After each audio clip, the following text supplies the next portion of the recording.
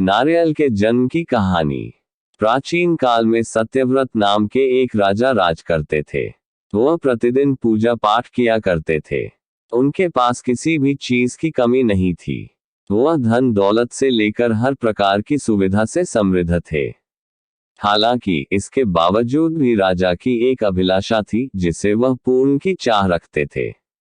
दरअसल राजा सत्यव्रत को किसी प्रकार से स्वर्गलोक जाने की इच्छा थी।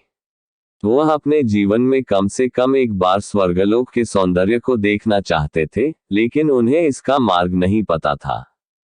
इधर दूसरी तरफ ऋषि विश्वामित्र अपनी तपस्या के लिए घर से बाहर निकले। चलते चलते वह अपनी कुटिया से काफी आगे चले गए थे। काफी समय बीत गया लेकिन वह नहीं लौटे। इस कारण उनका परिवार भूख और प्यास से तड़प रहा था।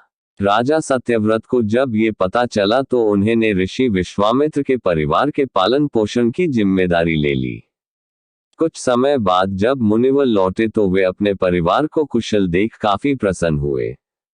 उन्होंने पूछा कि उनकी अनुपस्थिति में किसने उनकी देखभाल की।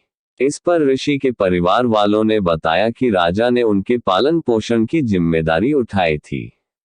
ये सुनकर ऋषि विश्वामित्र तुरंत राजमहल पहुंचे और राजा से मुलाकात की। वहां पहुंचकर उन्होंने सबसे पहले महाराज को धन्यवाद कहा। इस पर राजा ने ऋषि अपनी इच्छा पूर्ण होने का आशीर्वाद मांगा। राजा की बात सुनकर ऋषि विश्वामित्र ने कहा, बोलिए महाराज, आपको क्या वरदान चाहिए। तब महाराज ने कहा, हे मुनि, मुझे एक बार स्वर्गलोक के दर्शन करने हैं। कृपया करके मुझे वहां जाने का वरदान दें। राजा की प्रार्थना सुनकर ऋषि विश्वामित्र ने एक ऐसा रास्ता बनाया जो स्वर्गलोक की ओर जाता था। ये देख राजा सत्यव्रत बहुत खुश हुए। वह तुरंत उस रास्ते पर चल पड़े और स्वर्गलोक पहुंच गए। यहां पहुंचते ही इंद्रदेव ने उन्हें नीचे धक्का दे दिया, जिसके कारण वो सीधे धरती पर जा गिरे। राजा ने सत्यव्रत ने तुरंत सारी घटना ऋषि विश्वामित्र को बताई। राज की बात सुनकर ऋषि विश्वामित्र गुस्से से आग बबूला हो उठे।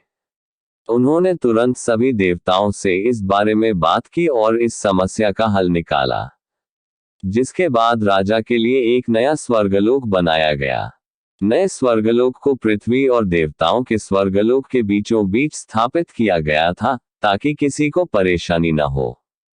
नए स्वर्गलोक से राजा सत्यव्रत तो बहुत खुश हुए, लेकिन विश्वामित्र को एक चिंता लगातार सता रही थी। उन्हें डर था कि नया स्वर्गलोक कहीं जोरदार हवा के कारण गिर न पड़े। अगर ऐसा होगा तो राजा सत्यव्रत दोबारा से धरती पर जा गिरेंगे। काफी सोच विचार के बाद ऋषि विश्वामित्र को एक उपाय सूझा। उन्होंने नए स्वर्गलोक के नीचे एक बहुत लंबा खंभा लगा दिया ताकि उसे सहारा मिल सके। ऐसी मान्यता है कि नए स्वर्गलोक के नीचे लगाया गया खंभा एक विशाल पेड़ के तने के रूप में बदल गया। यही नहीं, कुछ समय पश्चात जब राजा सत्यव्रत की मृत्यु हुई तो उनका सिर एक फल में तब्दील हो गया। सभी से इस खंभे को नारियल का पेड़ कहा जाने लगा, जबकि राजा का सिर नारियल के रूप में जाना गया। यही कारण है कि नारियल का पेड़ इतना लंबा होता है। कहानी से सीख। इस कहानी से हमें ये सीख मिलती है कि अगर सच्चे मन से किसी की मदद करें तो हमारी हर ख्वाहिश पूरी हो सकती है।